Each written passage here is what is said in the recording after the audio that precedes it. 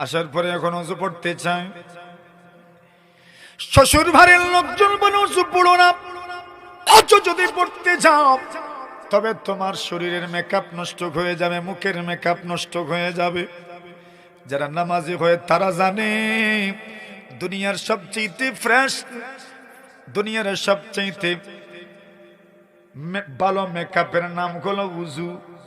উজু যত বেশি পড়বেন আল্লাহ চেহারাকে তত বেশি চমকা দিবেন। জোরে জোরে বলেন, জোরে বলেন। আপনি তো একবার ফেস ওয়াশ দিয়ে, আপনি তো একবার চেহারা ধৌত করেন, কিন্তু একজন নামাজি মানুষ প্রতিদিন কমপক্ষে 5 বার তার চেহারা উজুর মাধ্যমে ধোয়। সুবহানাল্লাহ। কতবার? 5 বার। তো কে বেশি পরিষ্কার? মুসল্লি, নামাজি। আল্লাহর বান্দী বলেন, আমার সৌন্দর্য আমার চেহারা, আমার সৌন্দর্যের জন্য দুনিয়ার কোনো মেকআপ জরুরত নাই। আমার আল্লাহ আমাকে ডাকছেন, হাইয়া আলাস সালাম, হাইয়া আলাস সালাম, চলো নামাজের দিকে চলো, চলো নামাজের দিকে চলো, চলো নামাজের দিকে চলো। আমার আল্লাহ ডাকছেন আমাকে, আল্লাহর দায় আমাকে ডাকছেন। আমি লাব্বাইক বলতে চাই, আমি হাজির, আমি নামাজ পড়বো। আল্লাহ আপনি আমাকে বেনামাজি বানায়েন না। ওই মহিলা যায় উজু পড়ে, উজু পড়ে যখন আসি নামাজ শুরু করেছে, সিজদায় থাকতে থাকতেই তার জান আল্লাহ কবজ করে নিয়েছে। কি মৃত্যু তার! ওয়াকাদ কুবিদাত আরওয়াহুহা লাইলাতুল কদর, তার জান কবজ করা হয়েছে লাইলাতুল কদরে। লাইলাতুল কদরেই তো তার জান কবজ করার সিদ্ধান্ত গ্রহণ করা হয়েছে। সুবহানাল্লাহ। ওয়াকাদ কুবিদাত আরওয়াহুহা লাইলাতুল কদরি ফাকাম মিন সাহিহিম মাত মিন গায়রি ইল্লাতিন وكم من سقيم عاش حينا من الدهر। আল্লাহর বান্দা বলেন, এই দুনিয়াতে কত সত্য সবল মানুষ এমন আছে, যেই মানুষটা হঠাৎ করে মারা যায়। আর কত অসুস্থ মানুষ এমন আছে, অসুস্থতা নিয়ে বছর বছর বেঁচে যায়। আছে না? কান নিয়ন্ত্রণে জোরে মাহফিলের শেষ, স্মরণ করো জীবনের শেষ। এজন্য সব শেষ ভালো যার, কষ্ট নেই না, শেষ করে দিতাম। শেষ ভালো যার, সব ভালো তার। একটা উদাহরণ দেই। রাসূলুল্লাহ সাল্লাল্লাহু আলাইহি ওয়াসাল্লাম খায়বারের যুদ্ধে, খায়বার অবরোধ করে রেখেছেন, বিভিন্ন কেল্লাগুলো অবরোধ করে রেখেছেন। এখন রাসূল আকরাম সাল্লাল্লাহু আলাইহি ওয়াসাল্লাম তো বিশ্ব রাসূল নয়, বিশ্ব নেতাও। না শুধু বিশ্ব রাসূল, বিশ্ব নবী না বিশ্ব নেতাও। বিশ্ব, এর চাইতে বড় কোনো নেতা নাই। রাসূলের রণকৌশল নিয়েও গবেষণা হয়েছে। সুবহানাল্লাহ। যুদ্ধের কৌশল নিয়ে, যুদ্ধ নীতি নিয়েও গবেষণা হয়েছে। আজ পর্যন্ত দুনিয়ার ওরিয়েন্টাল, দুনিয়ার পশ্চিমা বিশ্বের গবেষকরা গবেষণা করেছে, ইসলাম বিদ্বেষীরা রাসূলের রণকৌশল নিয়ে গবেষণা করেছে। আজ পর্যন্ত দুনিয়ার কোন গবেষক নবীজির যুদ্ধ কৌশলের ব্যাপারে মানবাধিকার লঙ্ঘিত হয়েছে এমন কোন অবজেকশন আনতে পারে না। জোরে বলেন না সুবহানাল্লাহ। অথচ ইসলাম বিদ্বেষীরা গবেষণা করেছে, আবার বলেছে মুহাম্মদের রণকৌশল সবচেয়ে কার্যকরী। সুবহানাল্লাহ বলেন। রাসূলের যুদ্ধ নীতি। আচ্ছা, এখন যুদ্ধ করছে, ইহুদির একজন ছাগল রাখাল ছিল, ইহুদিরা ছিল খায়বরে, তো তার একজন ছাগল রাখাল, হাবশার মানুষ, আবিসিনিয়ার মানুষ, দেখতে সুন্দর না। হাবশার মানুষ তো এমনিতেই কালো, নাক চেপটা, কপাল মুঠা, ঠোঁট মুঠা, এমনিতেই চেহারা সুন্দর না, পুরোটা শরীর কালো, শরীর থেকে দুর্গন্ধ বের হচ্ছে। তার শখ জেগেছে মুহাম্মদকে একটা নজর দেখবে। সুবহানাল্লাহ। আল্লাহর ভান্ডার ছাগল সহ মুহাম্মাদের খেদমতে হাজির। মুহাম্মদ রাসূলুল্লাহ সাল্লাল্লাহু আলাইহি ওয়াসাল্লাম চিনে না, প্রশ্ন করেছে মুহাম্মদকে, বলা গুলো তাঁবুর ভিতরে আছেন। তাঁবুর ভিতরে যার বলে, ওগো মুহাম্মদ, আপনার মিশনকে একটু বলেন। আল্লাহ রাসূল বলেন, আল্লাহকে এক বলে স্বীকার করো, বিশ্বাস করো, সাক্ষী দাও, আমাকে রাসূল বলে সাক্ষী দাও। আল্লাহর বান্দা বলে, আমি যদি আপনাকে রাসূল মানি, আল্লাহকে এক বলে রব মানি, তাহলে আমার জন্য কি আছে? রাসূল বলেন, সঙ্গে সঙ্গেই তুমি আমার ভাই হয়ে যাবে। জোরে বলেন, সঙ্গে সঙ্গেই তুমি আমার কি হয়ে যাবে? ভাই হয়ে যাবে। কি আখলাক, কি চরিত্র! সুবহানাল্লাহ ওয়া বিহামদিহি। কি আখলাক, কি চরিত্র! তুমি কে, তুমি কোন দেশের, কোন বংশের, কোন প্রফেশনের তা দেখছেন না। মুমিন হয়ে যাও, তুমি আমার ভাই হয়ে যাবে। মুমিন মুমিন ভাই ভাই। ও কুনু ইবাদাল্লাহি ইখওয়ানা। আল্লাহ রাসূল বলছেন, ভাই ভাই হয়ে যাও, মুমিন মুমিন ভাই ভাই, তুমি ভাই ভাই হয়ে যাও।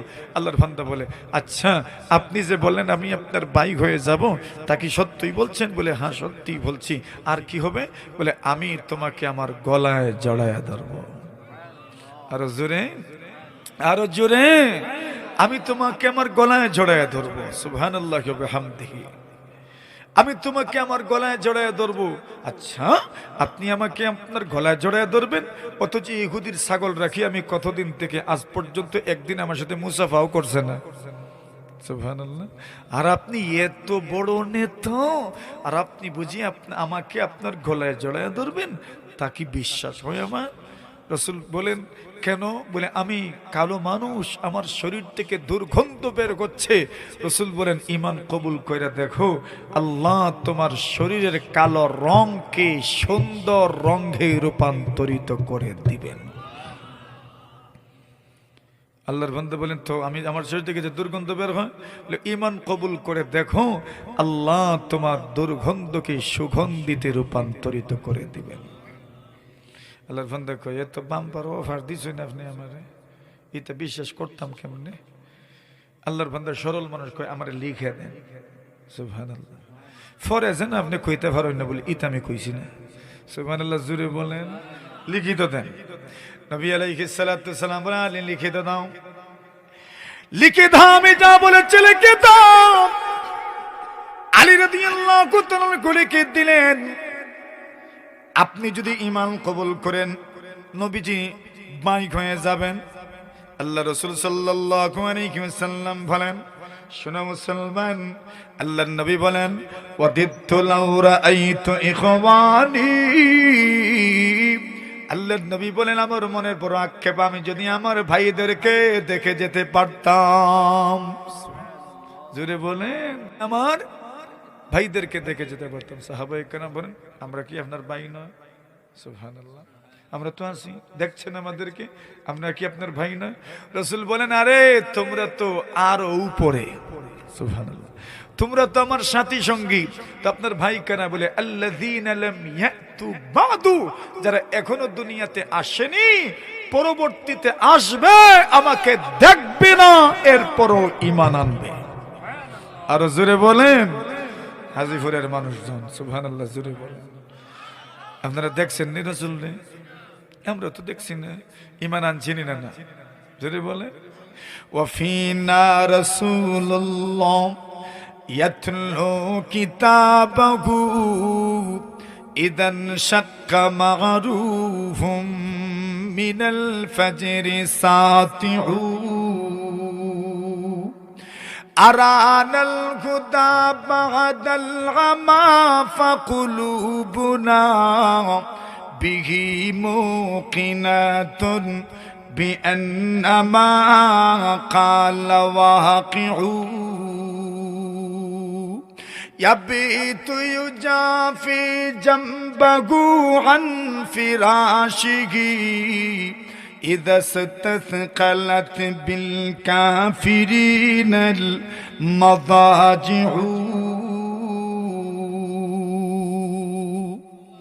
আব্দুল্লাহ ইবনে রাওয়াহা নবীর পরিচয় দিয়েছেন আমার রাসূল কি বলে, আমার রাসূল এমন এক রাসূল যিনি আমাদের সামনে সব সময়, বিশেষ করে ফজরের সময়, সুবহে সাদিকের সময়, সুবহে সাদিকের আগে আল্লাহর কোরআন তেলাওয়াত করেন।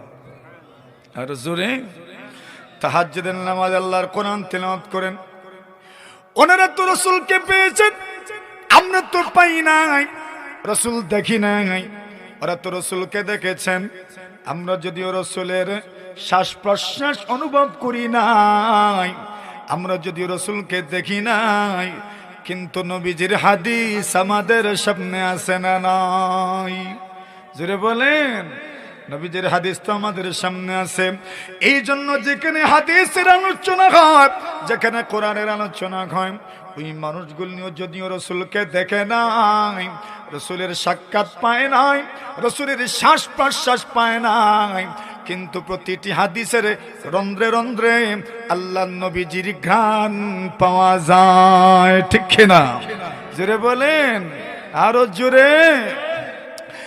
आदम के लिए फख्र ये आली नसबी है, मक्की मदनी हाशिमिया मुत्तलबी है, मक्की मदनी हाशिमिया मुत्तलबी है, पाकीज़ा तरज़ अर्श समा जन्नत अफलाक आराम गंगे पाक रसूले अरबी गे, आराम गंगे पाक रसूले अरबी गे, ऐज़ाइर बैत नबवी याद रखे ये, बेकायदया जंबिश लब बेअदबी गे, बेकायदया जंबिश लब बेअदबी गे, आगस्त कदम पस्त नजर पस्त सदा हो, खाबीद यगा रूह रसूले अरबी गे, खाबीद यगा रूह रसूले अरबी गे। এরে আল্লাহর বলি, তুমি যেখানেই যাও, এখানে যদি রাসূলের হাদিস নিয়ে চর্চা হয়, হাদিসের আলোচনা হয়, প্রতিটি হাদিস বলার সময় আল্লাহর রাসূল যেই শ্বাস নিঃশ্বাস ফেলেছেন, ওইখানে যদি হাদিসের চর্চা হয়, আলোচনা হয়, এখানে যদিও রাসূল সাক্ষাৎ নাই, কিন্তু রাসূলের রূহ এবং হাদিসে রাসূল সেখানে আছে। ঠিক কিনা? কথা বলেন তো এখানের তাজিম ইকরাম সম্মান কম না বেশি? জোরে বলেন। আচ্ছা, এখন যেই কথা বলছিলাম, আচ্ছা শুনেন। এখন উনি বলছেন, আল্লাহ রসুল সাল্লাল্লাহু আলাইহি ওয়াসাল্লাম বলছেন যে আমি যদি আমার ভাইদেরকে দেখতে পারতাম, তো কারা বলে যারা এখনো আসে নাই দুনিয়াতে, পরবর্তীতে আসবে আর আমার উপর ঈমান আনবে। নবীজি বলেন, আচ্ছা তো ওরা তো দুনিয়াতে আসে নাই। রসুল বলছেন, যদি দেখে যেতে পারতাম, যারা আমাকে দেখলো না কিন্তু আমাকে মানে, যারা আমাকে দেখলো না কিন্তু আমাকে মানে, যারা আমাকে দেখলো না কিন্তু আমার রওজার পাশে আসে, আমাকে সালাম দে, আমার সামনে দুরূদ পাঠ করে, আমাকে দেখে নাই কিন্তু আমার সামনে আসে, বড় আদবের সাথে আসে, বড় সম্মানের সাথে আসে, একদম আস্তে আস্তে ধীরে ধীরে আসে, চোখের পানি ফেলে আর দুরূদ শরীফ পাঠ করে আমাকে সালাম জানায়, আমাকে সালাম জানায়। রাসূল বলেন, তুমি যে এসেছো, তুমি যে আসবা আমার রওজায়, তুমি যে আসবা আমার রওজায়, তুমি যে আসবা আমার কবরের পাশে, আমি রাসূল তোমার দুরূদ আমার নিজের কানে শুনবো। আর জোরে বলে নবী আলাইহিস সালাতু ওয়াস সালাম বলেন, ইন্না লিল্লাহি তাআলা মালাইকাতান সাইয়াহিন ফিল আরদ ইউবাল্লিগুনি মিন উম্মতি আসসালাম। আল্লাহ রাসূল বলেন, এরম মশরফ আল্লাহর জমিনের প্রতিটি রাস্তায় রাস্তায়, প্রতিটি মোড়ে মোড়ে, প্রতিটি পয়েন্টে পয়েন্টে আল্লাহর ফেরেশতারা নিয়োজিত আছেন। এদের জিম্মাদারি হলো, ওরে আল্লাহর ওলি, তুমি রাসূলকে তোমার বাড়িতে নিয়ে আইসো না, তুমি রাসূলকে তোমার বাড়িতে নিয়ে আইসো না, রাসূলকে জাগাতে রাখো। আল্লাহ তোমাকে রাসূলকে নিয়ে আসতে বলেন নাই। পুরা দুনিয়ার অলিতে গলিতে আল্লাহ পরবর্তীকারে আলম ফেরেশতাদেরকে নিয়োজিত রেখেছেন। এদের জিম্মাদারি হলো, আপনি যেখানে দুরূদ পড়বেন আল্লাহর ফেরেশতারা আপনার দুরূদ তোহফা হিসাবে, উপহার হিসাবে, গিফট হিসাবে সসম্মানে নবীজির খেদমতে নিয়ে যান। আর জোরে বলেন তো কিতার লাগে আনতে রাসূল লইনো মতনতে। ইন্না লিল্লাহি তাআলা মালাইকাতান সাইয়্যাহিন। পুরো দুনিয়াতে আল্লাহর ফেরেশতারা ঘুরেন, গাস্ত করেন। এদের কাজই হইল যেখানে দুরূদ পাঠ করা হবে নবী পর্যন্ত পৌঁছে দেওয়া। রাসূল বলেন, আল্লাহর কোনো বান্দা যদি দূর থেকে, হাজিপুর থেকে দুরূদ পড়ে, তাহলে ওই দুরূদ আমার পর্যন্ত পৌঁছে দেওয়া হয়। আর যদি সে আমার কবরের পাশে আসে আর দুরূদ পড়ে, আমি তার দুরূদ নিজের কানে শুনি। আর জোরে বলেন, ওয়া আকশা সিহামাল মাউতি তাফজাউ গাফলাতান ওয়া মা সারাবি নাহবার রাসূলি রিকাবু ওয়া আসআদু আইয়ামি ইযা কিলা হাযিহি মানাজিলু মিন ওয়াদিল হিমা ওয়া কুবাবু চমকতা রহে তেরে রোজে কা মনজর দমকতি রহে তেরে রোজে কি জালি चमकता रहे तेरे रौदे का मंजर दमकती रहे तेरे रौदे की जाली हमें भी अता हो वशौक़ अबू दर हमें भी अता हो व जज़्बाए बिलाली हमें भी अता हो व जज़्बाए बिलाली। आमीन बोलें আর জোরে আর ওইখানে মাছ আর কি তো সারা রাত মাশাআল্লাহ সব তো পেয়ে যাবেন, সারা রাতের সব পেয়ে যাবেন। আচ্ছা, এখন রাসূলুল্লাহ বলছেন, যদি আমি আমার ভাইদেরকে দেখতে পারতাম, ভাইখানা যারা এখনো দুনিয়াতে আসে নাই, এরাই রাসূল সাল্লাল্লাহু আলাইহি ওয়াসাল্লামের ভাই। সুবহানাল্লাহ, জোরে বলেন। উনি বলেন, ইয়া রাসূলুল্লাহ গো মুহাম্মদ, আপনি বলছেন আমি আপনার ভাই হয়ে যাব, কেমনে কি আমার বুঝে আসে না। আপনি যদি লিখে দিতেন তবে বিশ্বাস হতো। আল্লাহ রাসূল বলেন, লিখে দাও, যদি ঈমান কবুল করো তবে তুমি আমার ভাই হয়ে যাবে। সুবহানাল্লাহ, শাহাদাতে আল্লাহর নাম আর রাসূলের নাম এক। সুবহানাল্লাহ, মাতুন না আরো জোরে মিলছে নি। আশহাদু আল্লা ইলাহা ইল্লাল্লাহ, তারপরে একটার পরেই আরেকটা। তো আল্লাহর রাসূলের শান কেমন? বলে আল্লাহর পরেই রাসূলের শান। আরো জোরে, আরো জোরে, আরো জোরে। কি পরিমাণ শান! আগারু আলাইহি লিন্নুবুওয়াতি খাতামু মিনাল্লাহি বিন্নুরিন ইয়ালুহু ওয়া ইয়াশহাদু وضم الإله اسم النبي إلى اسمه إذا قال في الخمس المؤذن أشهد وشق له من اسمه ليجله فذو العرش محمود وهذا محمد আল্লাহর বান্দা বলেন নবীজির শান কেমন? বলে আজান যখন দেয় মুয়াজ্জিন আল্লাহর নামের সাথে আল্লাহ রাসূলের নামকেও যুক্ত করে দিয়েছেন। সুবহানাল্লাহ, জোরে বলেন। আলী লিখলেন, আল্লাহর বান্দা বলে তো শুনেন আমি পড়লাম আশহাদু আল্লা ইলাহা ইল্লাল্লাহ ওয়া আশহাদু আন্না মুহাম্মাদুর রাসূলুল্লাহ।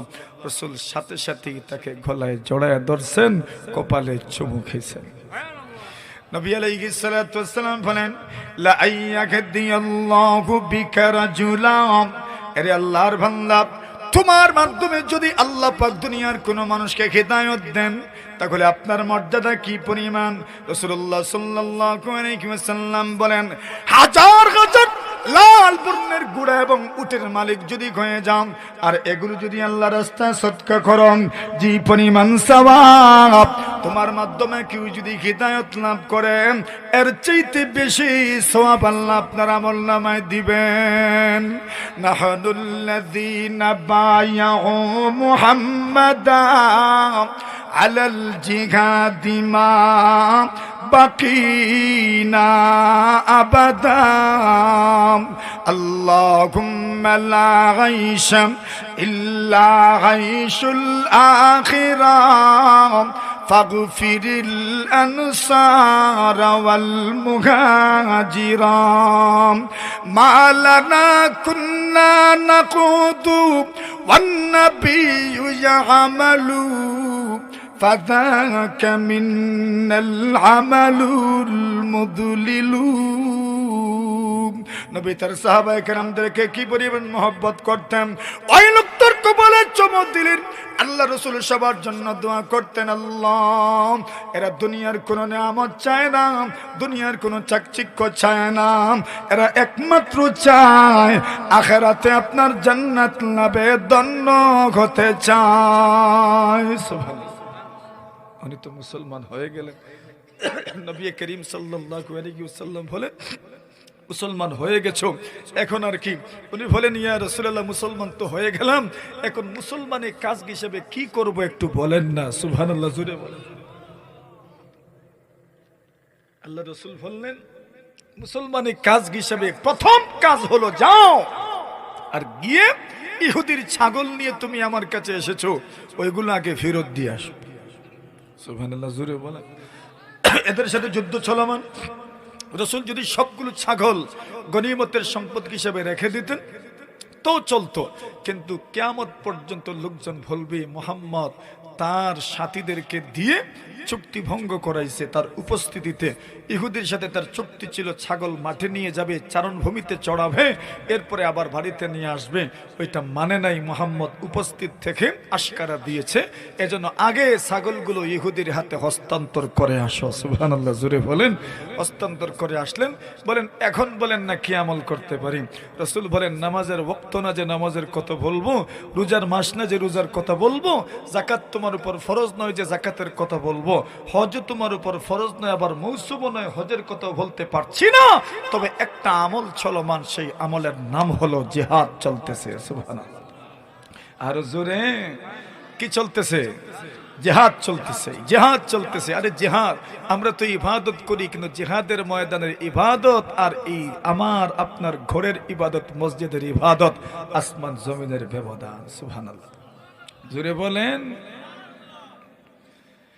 ইয়া আবিদাল হারামাইন লাউ আবসারতানা লাআলিমতা আন্নাকা ফিল ইবাদাতি তালআবু।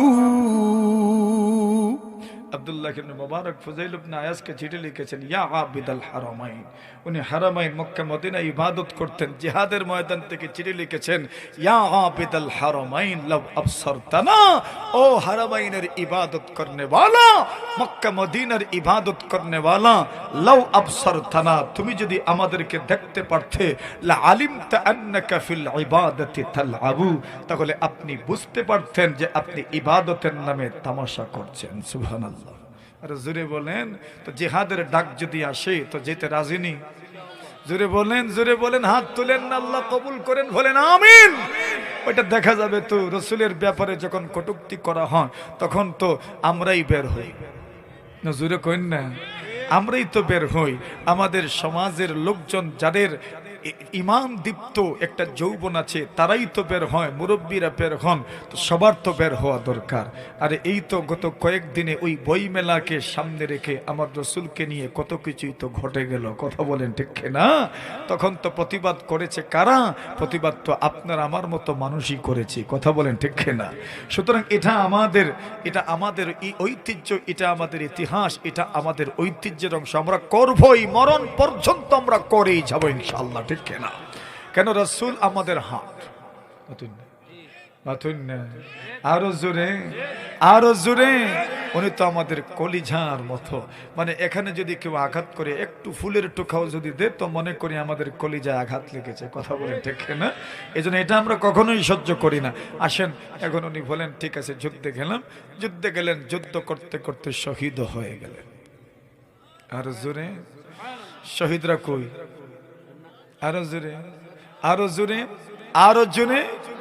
জোরে, শহীদরা তো জান্নাতে যাবেন। ওরা তো জান্নাতের মধ্যে কেমনে থাকবেন? আল্লাহ তাআলা বলছেন, আল্লাহ রাসূল বলেছেন, জান্নাতের সবুজ পাখির আবরণে জান্নাতের মধ্যে তারা ঘোরাঘুরি করেন। আরো জোরে, উনি তো শহীদ। এখন ইহুদিরা তাদের লাশ নিয়ে গেল, এই কালো মানুষটার লাশ ইহুদিরা নিল না, মুসলমানরাও আনবেন কিনা কনফিউজে এরা মানে চিন্তা পড়ে গেছেন, কি করব? আরে ইনি যে মুসলমান তাও তো জানেন না, দেখেন নাই কেউ, ইতিপূর্বে দেখেন নাই কে হইল মুসলমান, কিন্তু কেউ তো নিয়ে গেল না, তো আমাদের কিনা? এখন ভিড় জমাইছেন। রসুল বলেন একটু দেখাও না আমাকে।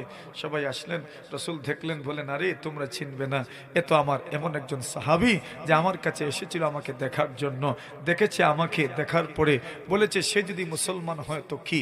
আমি বলছি আমি তাকে গলায় জড়ায় ধরবো, সে আমার ভাই হয়ে যাবে। বলছে আমি তো দুর্গন্ধযুক্ত একজন মানুষ, কালো মানুষ, আমি বলছি তার রংকে আল্লাহ পরিবর্তন করে দিবেন, দুর্গন্ধ সুগন্ধিতে রূপান্তর করে দিবেন। আমি এই মুহূর্তে দেখছি আল্লাহ তার রংকে আল্লাহ সাদা রঙে রূপান্তর করে দিয়েছেন, শরীরের দুর্গন্ধকে সুগন্ধিতে রূপান্তর করে দিয়েছেন। আল্লাহ রসুল বলেন আমি দেখছি আল্লাহর ফেরেশতারা তাকে জান্নাতে নেওয়ার জন্য প্রতিযোগিতা করছেন। রসুল বলেন আমার এমন এক সাহাবী জীবনে একটা ওয়াক্তের নামাজ পড়ে নাই, রোজাও রাখে নাই, যাকাতও দেয় নাই, হজও করে নাই, মরণের আগে মুসলমান হয়েছে, শেষ ভালো যার। আরো জোরে, শেষ ভালো যার, সব ভালো তার, বাস আগে মুসলমান হয়ে গেছে, মরণের আগে। আল্লাহ রাসূল বলছেন ইন্নাল ইসলাম ইয়াহদিমু মা কানা ক্বাবলা, কেউ যদি মুসলমান হয়ে যায় ইসলামের আগে যা করেছে সব মাফ হয়ে যায়। ওয়া ইন্নাল হাজ্জা ইয়াহদিমু মা কানা ক্বাবলা, কেউ যদি হজ করে তো হজের আগে যত গুনাহ হয়েছে সব আল্লাহ মাফ করে দেন। আল্লাহ রাসূল বলছেন এগুলো মনে রাখার দরকার। আল্লাহ কবুল করুক আমাদেরকে, বলেন আমিন। যে ওই ভাতিজার উসিলা নিয়ে আব্দুল মুত্তালিব যখন বৃষ্টির জন্য দোয়া করেছিলেন, মুহাম্মদের চেহারার উজ্জ্বলতা শুভ্রতাকে ওসিলা করে আল্লাহ বৃষ্টি দান করেছেন। এত সুন্দর চেহারা, এমনিতেই সুন্দর, আর অসুস্থ ছিলেন। অসুস্থ থাকাকালীন সময়ে চেহারার যে অবস্থা ছিল, আজকে সুস্থ হয়েছেন, চেহারার সৌন্দর্যতা কি পরিমাণ বেড়েছে। সাহাবায়ে কেরাম বলেন আমরা তো নামাজ ভেঙ্গে নবীজিকে প্রশ্ন করার মনে মনে ইচ্ছা করেছিলাম যে ইয়া রাসূলুল্লাহ কেমন আছেন। নামাজ ভাঙ্গার উপক্রম হয়ে গিয়েছিল। রাসূল যখন বুঝতে পারলেন যে সাহাবায়ে কেরাম নামাজ ভেঙ্গে ফেলবেন, নবীজি আবার পর্দাটা টানায়া দিলেন। সুবহানাল্লাহ। নামাজ শেষ, আবু বকর সিদ্দিক সহ ইমাম সাহেব সহ সব সাহাবায়ে কেরাম নবীজির কাছে আসলেন। কেমন আছেন, কেমন মনে হচ্ছে এখন, কেমন মনে হচ্ছে এমন। রসুল বলছেন আলহামদুলিল্লাহ, আমি তো সুস্থ হয়েছি, আলহামদুলিল্লাহ। এখন আবু বকর সিদ্দিক বলেন ইয়া রাসূলুল্লাহ, আমি তো মদিনার অনতি দূরে আমার আরেকটা সংসার আছে, ওখানে যাওয়া হয় নাই অনেক দিন থেকে, আপনি যদি একটু অনুমতি দিতেন তো আমি একটু দেখে আসতাম। রাসূল বললেন যাও। কপালে চুমা দিলেন, চলে গেলেন। সব সাহাবায়ে কেরাম যার যার বাড়িতে চলে গেছেন। নবীজি একা আম্মাজান আয়েশার হুজরায়। আম্মাজান আয়েশা বলেন, যত সময় যাচ্ছে দ্বিপ্রহর ঘনিয়ে আসছে, রাসূলুল্লাহর সাকরাত শুরু হয়ে গেছে। আম্মাজান বলেন, রাসূলুল্লাহ আমার গরিব, আমি রাসূল সাল্লাল্লাহু আলাইহি ওয়াসাল্লামের পাশে বসা। আল্লাহ রাসূল বললেন, আমাকে বসাও। আম্মাজান বলেন, আল্লাহর কি হুকুম? আল্লাহ আমাকে সৌভাগ্য দান করেছেন, আল্লাহর নবী বিশ্ব নবীজি মুহাম্মদুর রাসূলুল্লাহ সাল্লাল্লাহু আলাইহি ওয়াসাল্লামকে আমি আমার বুকের সাথে রাসূলকে এইভাবে টেক নিয়ে বসাইলাম। আম্মাজান বলেন, আমার কি ভাগ্য, আল্লাহর নবী প্রায় সপ্তাহ দিন থেকে আমার ঘরে, কিন্তু যেই দিন রাসূলের ইন্তেকাল হলো ওই দিন ছিল আমার ভারী, মানে আমার ঘরে থাকা। রাসূলের ওই দিন সিদ্ধান্ত ছিল এই দিন নবীর ইন্তেকাল কোনো, আমার ঘরে রাসূলের ইন্তেকাল হলো। আল্লাহর নবীজি সাল্লাল্লাহু আলাইহি ওয়াসাল্লাম সাকরাত যখন শুরু হলো, দুই হাত দুই দিকে। আল্লাহর নবী বলেন, পানি আনো। দুই দিকে পানির দুই বোল রাখা হলো। আল্লাহর নবী হাত ভিজান আর চেহারার মধ্যে পানি লাগানোর বলেন, ইন্না লিল মাউতি সাকারাত, নিশ্চয় মৌতের বিষয়টা বড় কঠিন। ইন্না লিল মাউতি সাকারাত, নিশ্চয় মৌতের বিষয়টা বড় কঠিন। আম্মাজান বলেন, আমি দেখি আস্তে আস্তে রাসূল সাল্লাল্লাহু আলাইহি ওয়াসাল্লামের আওয়াজ আরো ছোট হয়ে যাচ্ছে। হঠাৎ করে তাকা দেখি নবীজি উপরের দিকে হাত তুলেছেন। উপরের দিকে হাত তুলে বলছেন, আল্লাহুম্মার রাফিকাল আলা, ওগো রব্বুল আলামিন, আপনি মেহেরবানি করে আপনার সঙ্গে আমাকে মিলায় দেন। আল্লাহুম্মার রাফিকাল আলা, আল্লাহ গো মেহেরবানি করে আপনার সঙ্গে আমাকে মিলায় দেন। আল্লাহর নবীজি সাল্লাল্লাহু আলাইহি ওয়াসাল্লামের স্ত্রী আম্মা জান বলেন, নবীজি তখন মনে মনে কি যেন পড়ছিলেন। মুখে তেমন আওয়াজ নাই, মুখে তো শক্তিও নাই, হাত আস্তে আস্তে নিচের দিকে আছে। আল্লাহর নবীজি সাল্লাল্লাহু আলাইহি ওয়াসাল্লামের স্ত্রী আম্মা জান বলেন, নবী কি বলেছেন তা যদি আমি শুনি না, তবে ওই কথাগুলো কে কাকে বলবে? আম্মা জান বলেন, আমি খুব মনোযোগের সাথে রাসূলের কথাগুলো ফলো করলাম। আল্লাহর নবী বলছিলেন, মাআল্লাযীনা আনআমাল্লাহু আলাইহিম মিনাল নাবিয়্যিন ওয়াস-সিদ্দীকীন ওয়াশ-শুহাদা'i ওয়াস-সালিহিন ওয়া হাসুনা উলাইকা রাফীকা। ওগো রব্বুল আলামিন, আপনি আমাদেরকে নবী, আমাকে নবীদের সঙ্গে মিলায় দাও, সিদ্দিকদের সাথে মিলায় দাও, শহীদদের সাথে মিলায় দিও, নেককার মানুষদের সাথে মিলায় দিও। আম্মা জান বলেন, আস্তে আস্তে নবীজির হাতটা নিচের দিকে আসতে শুরু হয়েছে। একটু পরে হাত নিচে পড়ে গেল। তাকা দেখি নবুয়তের শেষ সূর্যটা দুনিয়া থেকে বিদায় হয়ে গেছে। সাকরাত আছে না নাই? ওই সময়ে মানুষের হুঁশ থাকে না। আল্লাহর নবী বলেছেন, সেই সময় যদি কেউ সর্বশেষ কথা যদি বলে লা ইলাহা ইল্লাল্লাহ, আল্লাহর নবী বলেন দাখালাল জান্নাত, জান্নাতি হয়ে যাবে। কিন্তু যেহেতু হুঁশ ঠিক থাকে না, এই জন্য বলেছেন তোমরা তোমাদের মৃত ব্যক্তিদের তালকিন করো। যাদের সাকরাত শুরু হয়ে যায় এদেরকে তোমরা তালকিন করো, লা ইলাহা ইল্লাল্লাহর তালকিন করো। লাকিনু মাউতাকুম বিকাউলি লা ইলাহা ইল্লাল্লাহ। রাসূল বলছেন, মৃত ব্যক্তি, যেই ব্যক্তির সাকরাত শুরু হয় ওই ব্যক্তির চতুর্দিকে বসার পর লা ইলাহা ইল্লাল্লাহ, লা ইলাহা ইল্লাল্লাহ। কেন? ওই ব্যক্তি জানে না হুঁশ নাই, কি পড়বে না পড়বে কোনো কিছু বুঝে উঠতে পারে না। ওই সময় যখন আপনার জবান থেকে বের হবে লা ইলাহা ইল্লাল্লাহ, হুঁশ আসতে পারে আর লা ইলাহা ইল্লাল্লাহ বলতে পারে। একবার যদি লা ইলাহা ইল্লাল্লাহ বের হয়ে যায় আর পড়তে হবে না। ওই কথাটাই যদি শেষ কথা হয়, রাসূল বলেন সাথে সাথেই জান্নাতের মেহমান হয়ে যাবেন। এখন বলেন তো, আমরা আমাদের অসুস্থ বৃদ্ধ মানুষদেরকে যে লাইফ সাপোর্টে ঢুকাই, কে তালকিন করে ওই সময় বলেন তো? কেন ঢুকান?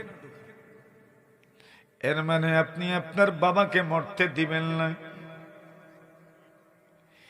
এর মানে আপনি আপনার মাকে মরতে দিবেন না। যদি আপনি লাইফ সাপোর্টে নিয়ে যান তবে বলেন না স্বাভাবিক মওত কার নাম বলেন। এর মানে তো আপনি মরতেই দিবেন না, তবে মরবে কিভাবে ওইটা আপনি বলেন।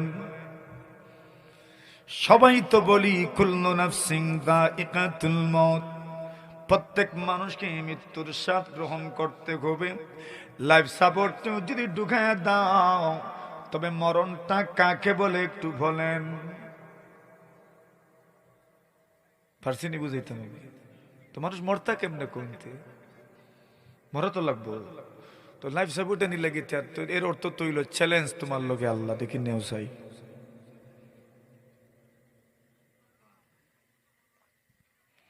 লাইফ সাপোর্টে যারা যায় তারা তো ফেরত আসে না।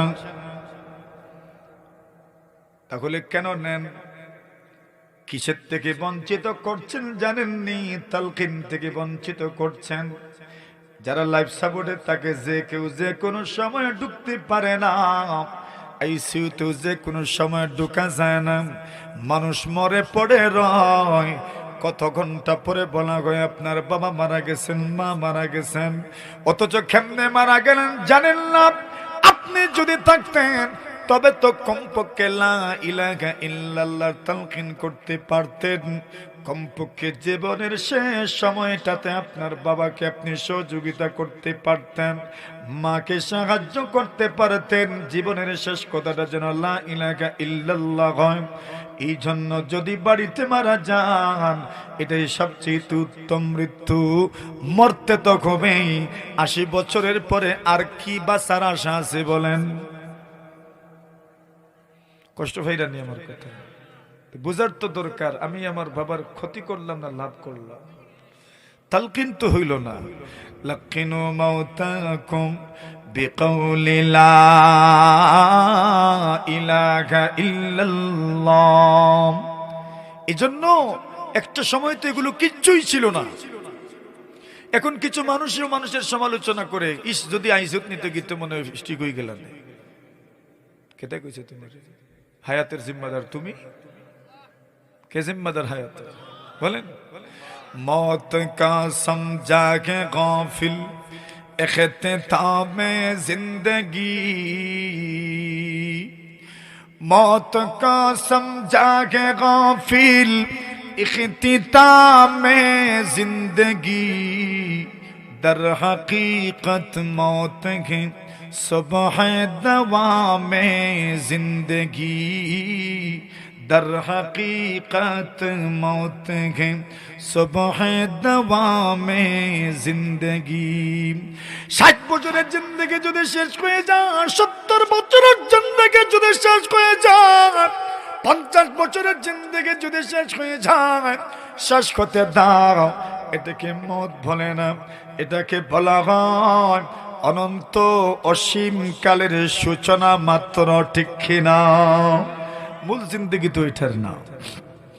মরা লাগবো না আমার মরা লাগবো, আপনারও লাগবো।